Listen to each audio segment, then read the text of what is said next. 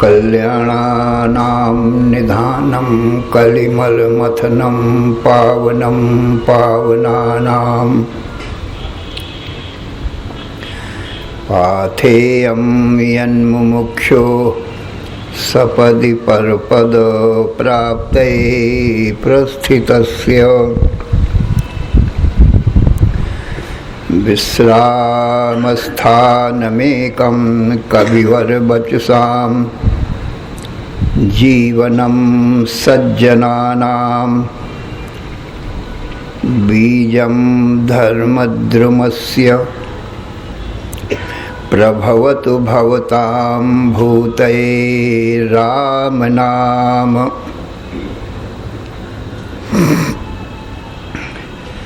यं शैवासमुपासते शिवैति ब्रह्मेति वेदान्तिनो बौद्धाः बुद्ध इति प्रमाणपटवः कर्तेति नैयायिकाः अर्हन्नित्यथ जैन शासनरता कर्मेति मीमांसकाः सोऽयं नो विदधातु वाञ्छितफलं त्रैलोक्यनाथो हरिः।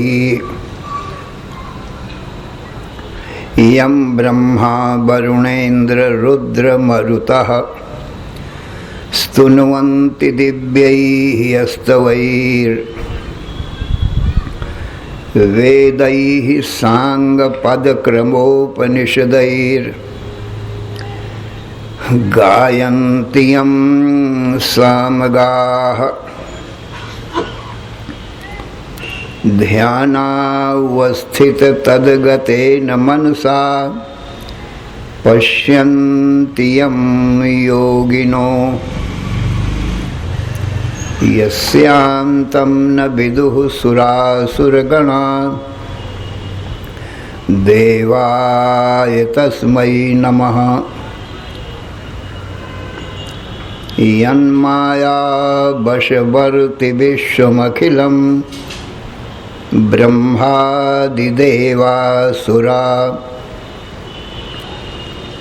यत्सत्त्वादमृषैव भाति सकलं रज्जौ यथा अहेर्भ्रमः। यत्पादप्लवमेकमेव हि भवां बोधे स्थितिर्षावताम् वन्देऽहं तमशेषकारणपरं रामाख्यम् ईशं हरिम्।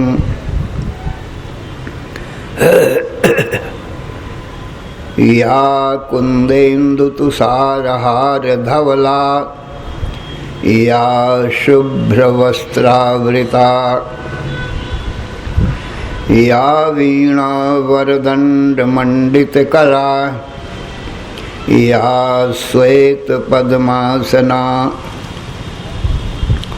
या ब्रह्माच्युत शंकर प्रभृतिभिर्देवैः सदा वंदिता, सा मां पातु सरस्वती भगवती निःशेषजाड्यापहा। शुक्लां ब्रह्म विचार सार परमां, आद्यां जगद्व्यापिनीं, वीणा पुस्तक धारिणीं अभयदां, जाड्यान्धकारापहां, हस्ते स्फाटिकमालिकां विदधतीं, पद्मासने संस्थितां, वन्दे तां परमेश्वरीं भगवतीं बुद्धिप्रदां शारदां। चतुर्मुखमुखाम्भोज वनहंस बधूर्मम, मानसे रमतां नित्यं सर्वशुक्ला सरस्वती। नमस्ते शारदे देवी काश्मीरपुरवासिनी, त्वामहं प्रार्थये नित्यं विद्यादानं च देहि मे। अक्षसूत्रांकुशधरा पाशपुस्तकधारिणी, मुक्ताहारसमायुक्ता वाचि तिष्ठतु मे सदा। कम्बुकण्ठी सुताम्रोष्ठी सर्वाभरणभूषिता, महासरस्वती देवी जिह्वाग्रे सन्निविश्यताम्। या श्रद्धा धारणा मेधा वाग्देवी विधिवल्लभा, भक्तजिह्वाग्रसदना समाधिगुणदायिनी। नमामि यामिनी नाथ लेखालंकृतकुन्तलां, भवानीं भवसन्ताप निर्वापणसुधानदीं। यः कवित्वं निरातङ्कं भुक्तिं मुक्ति च वाञ्छति, सोऽभिर्चैनां दशश्लोक्या भक्त्या स्तौति सरस्वतीं। तस्यैवं स्तुतो नित्यं समभ्यर्चे सरस्वतीं, भक्तिश्रद्धाभियुक्तस्य क्षणमासात् प्रत्ययो भवेत्। ततः प्रवर्तते वाणी स्वेच्छया ललिताक्षरा, गद्यपद्यात्मकैः शब्दैः अप्रमेयैर्विवक्षितैः। अश्रुतो बुध्यते ग्रन्थः प्रायः सारस्वतः कविः, इत्येवं निश्चयं विप्रा साहोवाच सरस्वती। ओम ऐं ह्रीं क्लीं श्रीं सरस्वत्यै नमः। ओम नमो ब्रह्मादिभ्यो ब्रह्म विद्या संप्रदायकर्तृभ्यो वंश ऋषिभ्यो महद्भ्यो नमो गुरुभ्यः। सर्वोपप्लवरहितः प्रज्ञानघनः प्रत्यगर्थो ब्रह्मैवाहमस्मि। नारायणं पद्मभवं वसिष्ठं शक्तिंच तत्पुत्र पराशरंच व्यासं शुकं गौड़पदं महांतं गोविंद योगींद्रम अथास्य शिष्यं श्री शंकराचार्यं अथास्य पद्मपादं च हस्तामलकं च शिष्यं तंत्रोटकं भारत्रिककारं अन्यान् अस्मद्गुरून् संततम् आनतोऽस्मि। श्रुते स्मृति पुराणानाम् आलयं करुणालयं नमामि भगवत्पादं शंकरं लोकशंकरं शंकरं शंकराचार्यं केशवं बादरायणं सूत्रभाष्यकृतौ वन्दे भगवन्तौ पुनः पुनः। ईश्वरो गुरुः आत्मेति मूर्तिभेद विभागिने व्योमवद्व्याप्तदेहाय दक्षिणामूर्तये नमः। अशुभान्निराचष्टे तनोति शुभसन्ततिं स्मृतिमात्रेण यत्पुंसां ब्रह्म तन्मङ्गलं परम्। अतिकल्याणरूपत्वान् नित्यकल्याणसंश्रयात् स्मर्तॄणां वरदत्वाच्च ब्रह्म तन्मङ्गलं विदुः।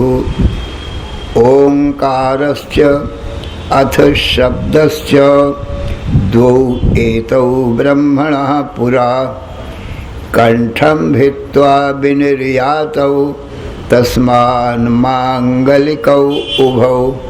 ओम तत्सत् परब्रह्मणे नमः। श्री राम जय जय राम।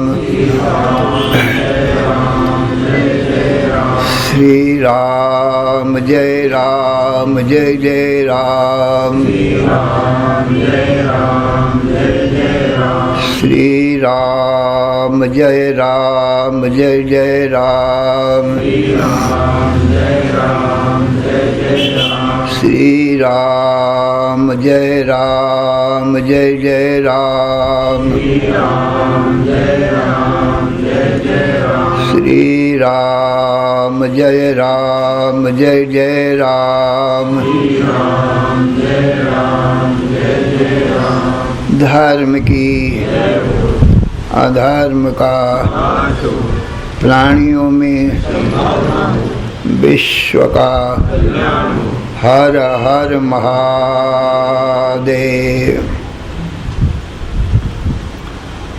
अशरण शरण कारण करुण करुणा वरुणालय। कर्तुम अकर्तुम अन्यथा कर्तुम समर्थ नित्य शुद्ध बुद्ध मुक्त स्वरूप अनंत कोटि ब्रह्मांड नायक परात्पर पूर्णतम पुरुषोत्तम परब्रह्म सच्चिदानंद घन सर्वज्ञ सर्वशक्तिमान सर्वाधार सर्वाधिष्ठान भगवान के ज्ञान से जीव सर्व दुखों से और मृत्यु से भी मुक्त हो जाता है, अर्थात उसको कभी किसी प्रकार का कोई भी दुख नहीं आता, नित्य सुख शांति को प्राप्त कर लेता है और मृत्यु नहीं आती, अमृत तत्व को प्राप्त कर लेता है। इसलिए जीव को अपने परम कल्याण के लिए सर्व दुखों से और मृत्यु से भी छूटने के लिए भगवान का ज्ञान परमावश्यक है। भगवान के ज्ञान का साधन भगवान की वाणी वेद है, और वेद का अर्थ बताने वाले गुरु हैं। क्योंकि वेद अपने आप तो बोलता नहीं, स्वर व्यंजन रूप है। वो स्वर व्यंजन ग्रंथों में लिखे हुए हैं, तो न वो ग्रंथ बोलते हैं और न स्वर व्यंजन रूप वो अक्षर बोलते हैं, शब्द बोलते हैं। गुरु ही वेद मंत्रों को सुनाता है और उनका अर्थ बताता है, तब भगवान का ज्ञान होता है सज्जनों। इसलिए भगवान की वाणी वेद से भी गुरु श्रेष्ठ है। सज्जनों, सो वेद त्रिकांडमयो वेदाः। वेद 3 कांड रूप है। योगास्त्रयो मया प्रोक्ता नृणां श्रेयो विधित्सया ज्ञानं कर्म च भक्तिश्च नोपायो अन्योस्ति कुत्रचित्। वेद में 3 योग हैं, कर्म योग, भक्ति योग और ज्ञान योग। 3 योग रूप संपूर्ण वेद है, और ये कक्षा क्रम है। प्रथम कक्षा कर्मयोग की है, दूसरी कक्षा भक्ति योग की है, और तीसरी कक्षा ज्ञान योग की है सज्जनों। इसलिए ये ज्ञान योग अंतिम कक्षा है, इसलिए इसका नाम वेदांत भी है, माने वेद की अंतिम कक्षा। ज्ञान योग में वेद पूरा हो जाता है, और भगवान का ज्ञान हो जाने से जीव का काम भी पूरा हो जाता है। सर्व दुखों से और मृत्यु से भी सदा के लिए छूट जाता है। तो वेद का काम पूरा हो जाता है,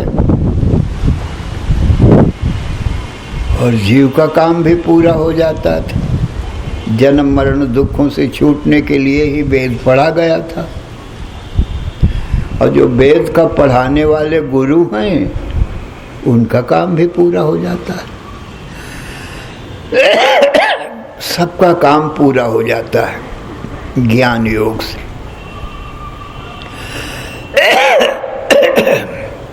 तो सज्जनों,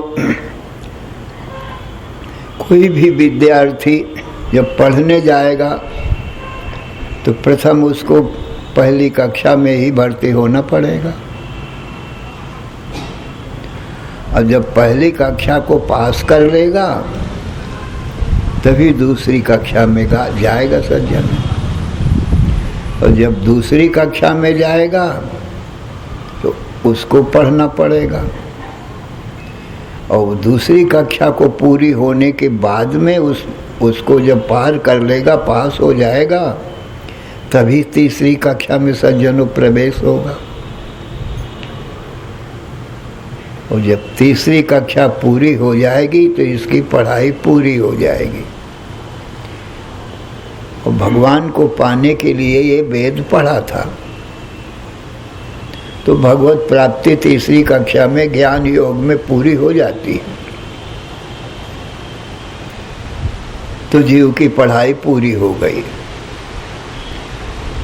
और वेद भी पूरा हो गया, और पढ़ाने वाले गुरु भी पूरे हो गए, और जीव का काम जन्म मरण से छूट गया सदा के लिए सज्जन।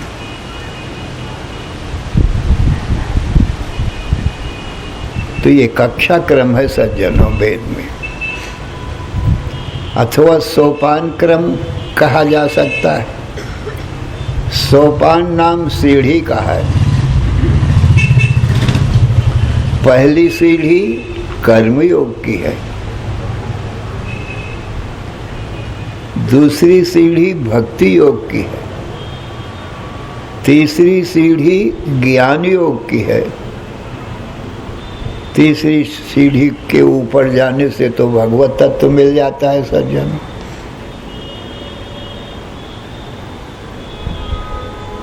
तो जब कोई चढ़ेगा तो पहली सीढ़ी में पैर रखना ही पड़ेगा सज्जन। पहली सीढ़ी में पैर रख करके ही दूसरी सीढ़ी में पैर रखेगा, फिर दूसरी सीढ़ी में पैर रख करके ही तीसरी सीढ़ी में पैर रखेगा, चौथे में तो फिर 3 ही सीढ़ी हैं, चौथे में तो भगवान का दर्शन हो जाता है। जब तीसरी सीढ़ी ज्ञान योग की है सज्जन, तीसरी सीढ़ी में खड़े होकर देखता है तो साक्षात भगवान नारायण का दर्शन हो जाता है, और दर्शन होते ही भगवत रूप हो जाता है, ब्रह्म रूप हो जाता है। ब्रह्मविद ब्रह्मैव भवति। जहाँ ब्रह्म को देखा, ब्रह्म ज्ञान हुआ, तहाँ ये ब्रह्म रूप हो गया, काम पूरा हो गया सज्जन।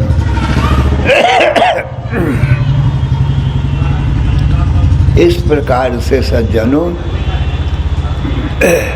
3 सीढ़ियाँ समझो, चाहे 3 कक्षाएं समझो, इनको तो पार करना ही पड़ेगा सज्जनों। और ये ज्ञान सज्जनों भगवान नारायण से ही चला है।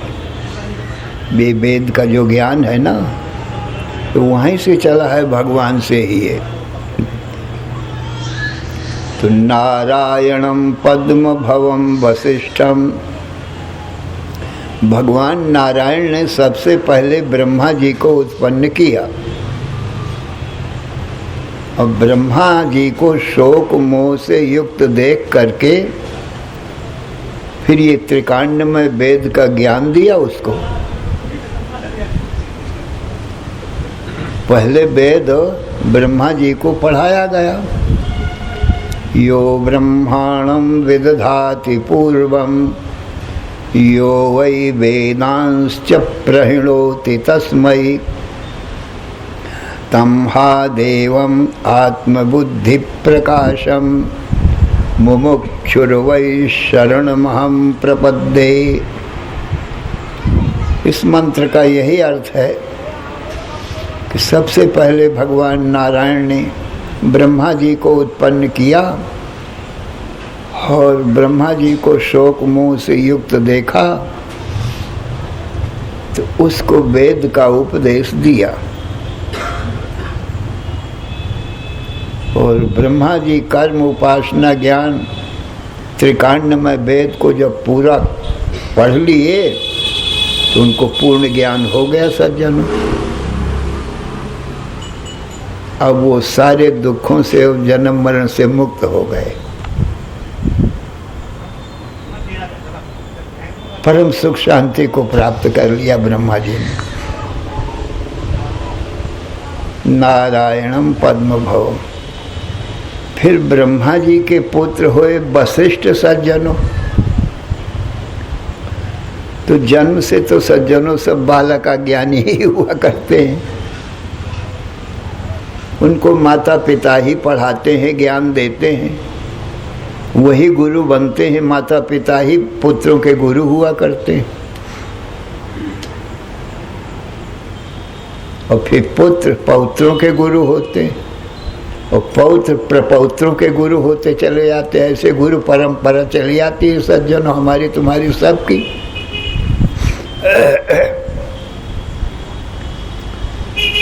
तो वशिष्ठ जी को वही ज्ञान जिससे ब्रह्मा जी का शोक मोह सब दूर हो गया था, परम सुख शांति को पा गए, ब्रह्मानंद में मगन हो गए। वही भगवान नारायण का दिया हुआ ज्ञान ब्रह्मा जी ने अपने पुत्र वशिष्ठ जी को दिया। वशिष्ठ भी जब त्रिकांडमय वेद को तीसरे कांड ज्ञान कांड में पहुंचे तो भगवान का दर्शन हो गया, और वो भी सज्जनों शोक मोह से सदा के लिए छूट गए। इस जन्म का शोक मोह दूर हो गया, और जो जन्म मरण का दुख होता है वो भी चला गया, ब्रह्म रूप हो गए। इस प्रकार से वशिष्ठ शोक मोह से मुक्त। तो नारायणम पद्म भवम वशिष्ठम शक्तिंच, फिर वशिष्ठ जी के पुत्र शक्ति हुए। शक्ति को जो शोक मोह से देखा वशिष्ठ जी ने, तो जो अपने पिता से ज्ञान पाया था ब्रह्मा जी से, वही ज्ञान अपने पुत्र शक्ति को दिया।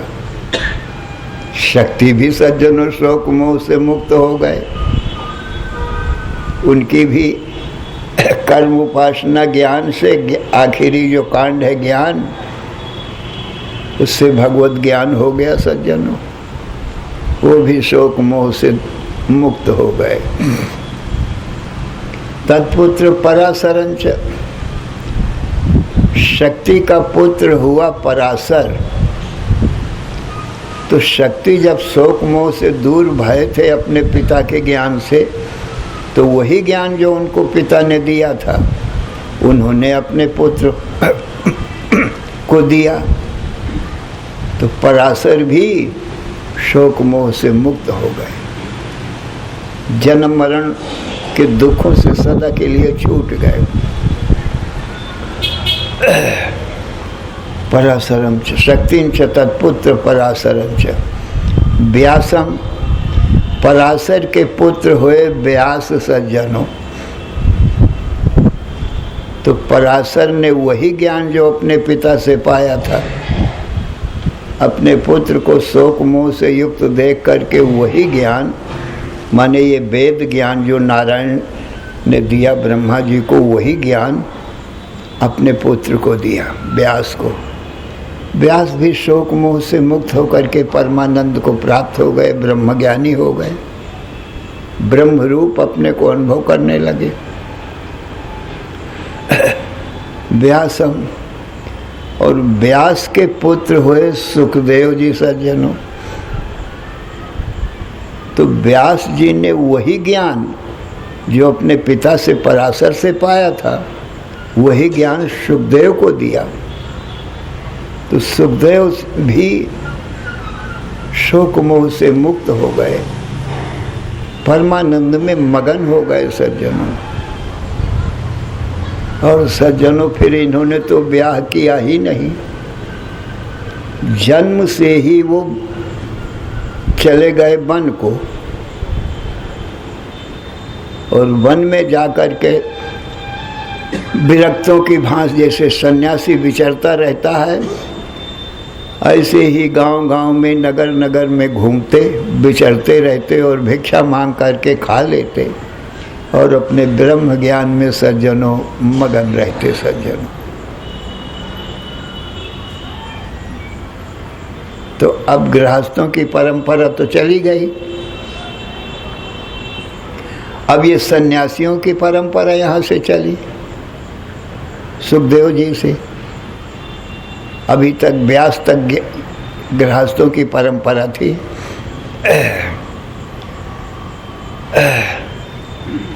व्यासम शुकम गौड़ पदम महांतम, फिर अब ये शिष्य परंपरा चली।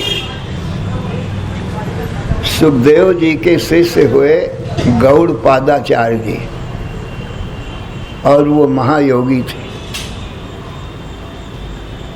तो सुखदेव जी ने गौड़ पादाचार्य जी को वही ज्ञान दिया जो अपने पिता से पाया था व्यास से। वो भी शोक मोह से मुक्त हो गए सज्जनों। अज्ञान मोह सब चला गया। भगवान अज्ञान अंधकार रूप होता है जो भगवान का ज्ञान नहीं होने देता, और ज्ञान से अज्ञान चला जाता है, मुक्त हो जाता है।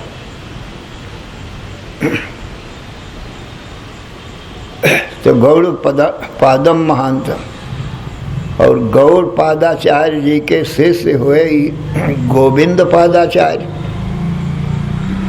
तो गौड़ पादाचार्य जी ने वही ज्ञान जो सुखदेव जी से पाया था अपने शिष्य को दिया, गोविंद पादाचार्य को।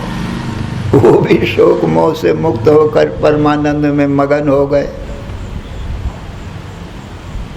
और गोविंद पादाचार्य जी के शिष्य हुए सज्जनों शंकराचार्य। तो गोविंद पादाचार्य ने अपने शिष्य शंकराचार्य जी को वही ज्ञान दिया जो अपने गुरु से पाया था। शंकराचार्य जी भी शोक मोह से मुक्त हो गए सज्जनों सदा के लिए। फिर शंकराचार्य जी के 4 शिष्य हुए, मुख्य शिष्य पहले।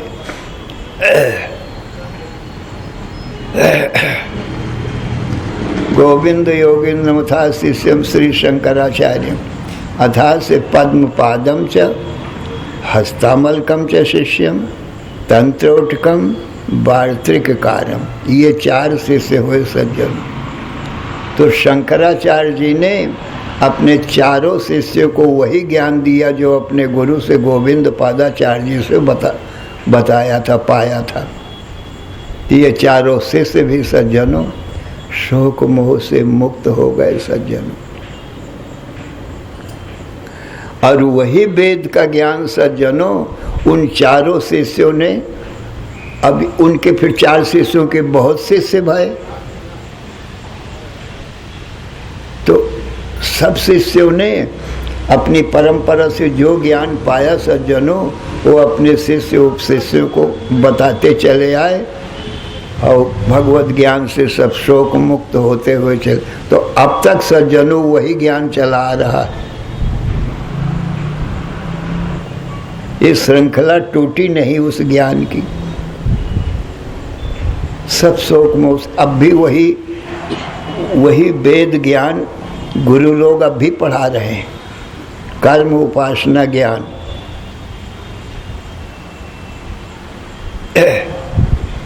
दृष्टांत से समझ सकते हो,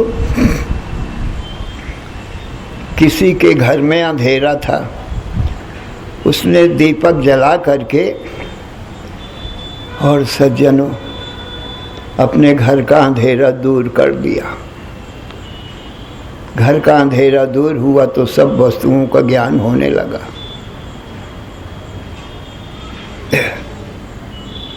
और पड़ोसी के घर में अंधेरा था सज्जनों, तो उसने भी इस भाई से प्रार्थना किया कि भैया यदि आपकी आज्ञा हो तो तुम्हारे जलते हुए दीपक से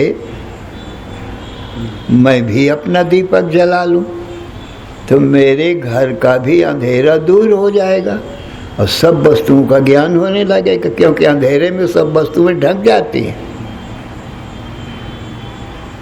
प्रकाश हो तो सब वस्तु ज्यों के त्यों दिखाई पड़ती।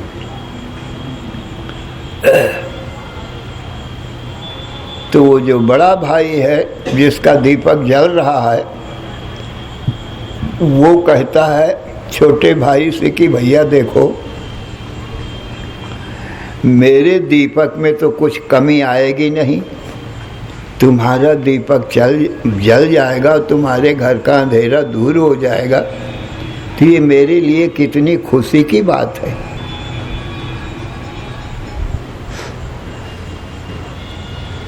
मेरा दीपक तो ज्यों का त्यों जलता रहेगा, उसमें तो कोई कमी नहीं आने की। तो भैया मेरे दीपक से तुम जला लो, तो वो जला लेता है, तो उसके घर का भी अंधेरा सज्जनों दूर हो जाता है। अब तीसरा पड़ोसी कहता है भैया यदि आपकी आज्ञा हो तो मैं भी आपके दीपक से जला लूं, मेरे घर का भी अंधेरा दूर हो जाएगा। तो वो दूसरा भाई भी कहता है तीसरे से कि भैया मेरे दीपक में क्या कमी आने की है, मेरा दीपक तो ज्यों का त्यों जगमगा रहा है, जल रहा है, तुम अपना दीपक जला लोगे तो मेरे दीपक में कुछ कमी नहीं आने की। तुम्हारा दीपक जल जाएगा, तुम्हारे घर का अंधेरा दूर हो जाएगा, तो मेरे लिए इससे बढ़कर के खुशी की क्या बात होगी। इसी प्रकार से सज्जनों परंपरा से तीसरा चौथा अपना दीपक जलाता जाता है और पहले वाले दीपक में कोई कमी नहीं आती है और दूसरों के दीपक जलते जाते हैं, उनके घर का भी अज्ञान अंधकार दूर होता चला जाता है सज्जनों। तो ये जो वेद ज्ञान है सज्जनों, ये भगवान नारायण से लेकर के अब तक वही ज्ञान चला आ रहा है सज्जनों। अब भी अज्ञान दूर होता है, क्योंकि ज्ञान के बिना अज्ञान दूर होता नहीं। तो ये त्रिकांडमय वेद अब भी पढ़ाया जा रहा है और वेद व्यास जी ने इसी वेद का विस्तार कर दिया है। वो विस्तार इस प्रकार से किया है 18 पुराणों में और महाभारत के रूप में ये वेद का ही विस्तार कर दिया है। उन्होंने सोचा कि ये साक्षात वेद मंत्र पढ़ने में आगे के लोग समर्थ नहीं होंगे और पुराणों के माध्यम से, महाभारत के माध्यम से, और इनमें कथाएं रहेंगी ज़्यादातर, कथाओं के माध्यम से लोग वेद के ज्ञान को समझ जाएंगे। इसलिए उन्होंने अष्टादश पुराण और महाभारत की रचना कर दिया। अब वेदों का ही ये विस्तार है, तो इनसे भी वही ज्ञान हो जाता है जो वेदों से होता है सज्जनों। तो अब भी सज्जनों वही ज्ञान चला आ रहा है, कमी नहीं भाई है। मतलब ऐसा नहीं है कोई लोग ये कहें कि भाई पहले के ऋषि मुनि तो बहुत बड़े ज्ञानी थे, अब ऐसे कल युग में कहाँ हैं ऐसे ज्ञानी लोग जैसे पहले के थे। तो सज्जनों ज्ञान तो वही अब तक चला आ रहा है, वही वेद, उपनिषद, गीता, भागवत, रामायण, पुराण अब भी वही पढ़ाए जा रहे हैं सज्जनों। तो कमी तो आई नहीं है कि पहले के लोग ज़्यादा ज्ञानी रहे हों और अब के लोग कम ज्ञानी हों। तो ये भ्रम नहीं रखना चाहिए सज्जनों, वही ज्ञान अब भी चला। जो भगवान नारायण ने ब्रह्मा जी को पढ़ाया होगा 2 और 2 2 दूनी 4, तो उसमें तो अब तक जो है कमी बेसी कुछ भाई नहीं सज्जनों। 2 और 2 4 ही होंगे।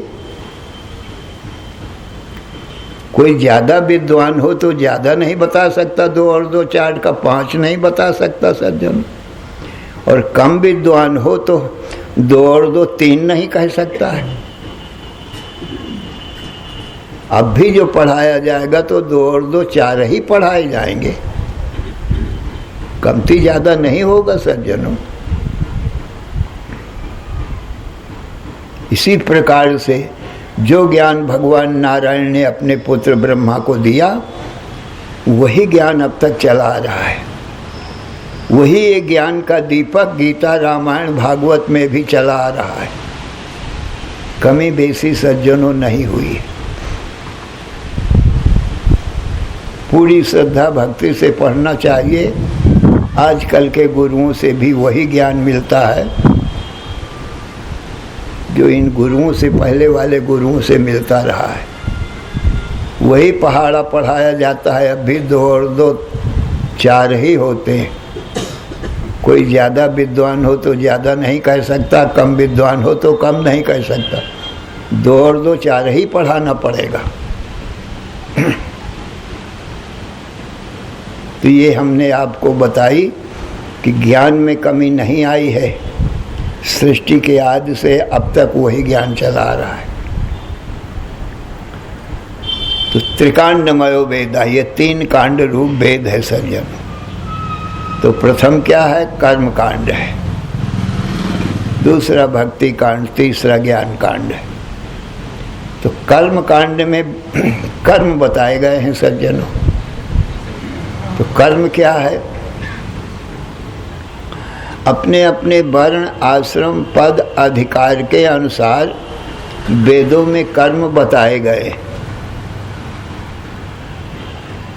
माता पिता का धर्म, पुत्र का धर्म, पति का धर्म, पत्नी का धर्म, गुरु का धर्म, शिष्य का धर्म, राजा का धर्म, प्रजा का धर्म, धर्म को ही कर्म जान, कर्म को ही धर्म जान। एक ही बात है, कर्म कहो चाहे धर्म कहो सज्जन। इन्हीं को यज्ञ नाम से भी कहा गया है। अपने अपने कर्मों को ही यज्ञ नाम से कहा जाता है और यज्ञ से शुद्धि होती है। तो कर्माणि चित्त शुद्ध्यर्थम, ये सभी जो अपने अपने धर्म कर्म हैं, इनसे चित्त की शुद्धि होती है सज्जनों। मन चित्त अंतःकरण शुद्ध हो जाता है। इसलिए पहली कक्षा कर्म योग की है सज्जनों। तो वेद मंत्रों में बताया गया है मातृदेवो भव, सबके धर्म कर्म बताए जा रहे हैं।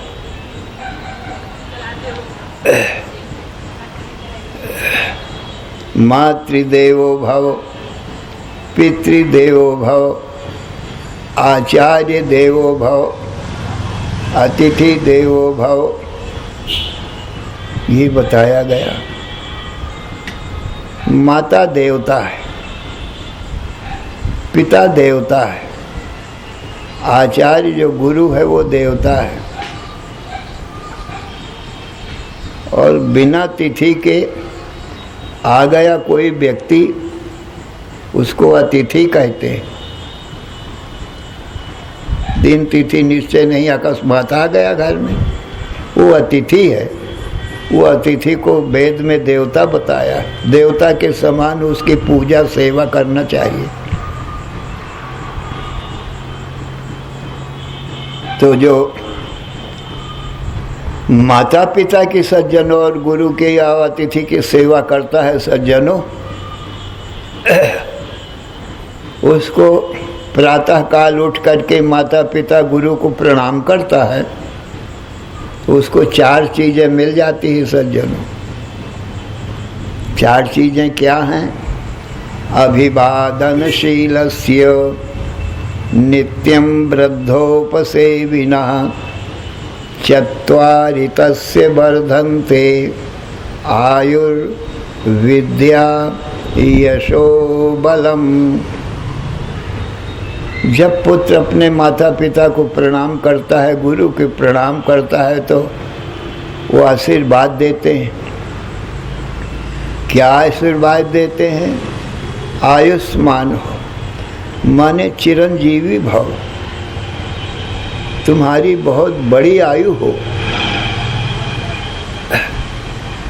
आयुर्विद्या, और हे पुत्र विद्वान हो, हे शिष्य खूब विद्वान हो, ज्ञानवान हो, और संसार में तुम्हारी यश कीर्ति बढ़े, यशस्वी हो, और बलवान हो, शरीर से बलवान हो, इंद्रियों से बलवान हो। तुम्हारी इंद्रियों में सब प्रकार के कर्म करने की शक्ति सामर्थ्य हो, और तुम्हारे मन में भगवान की भक्ति प्रबल हो, और बुद्धि में ज्ञान हो। ऐसा आशीर्वाद मिलता है माता पिता गुरु से। आयुर्विद्या यशो और बलम, इंद्रियों में कर्म का बल, मन में भक्ति का बल, बुद्धि में भगवत ज्ञान का बल। तो सज्जनों, ये माता पिता गुरु का आशीर्वाद पुत्र को फलीभूत होता है, क्योंकि माता पिता का अपने पुत्रों के लिए जितना प्रेम होता है उतना और किसी का नहीं हो सकता सज्जनों। वो आत्मा से आशीर्वाद निकलता है इनका। तो माता पिता का दिया हुआ ये आशीर्वाद सज्जनों पुत्र को सफल होता है। सब प्रकार से पुत्र सज्जनों कर्म भक्ति और ज्ञानवान होता है सज्जन।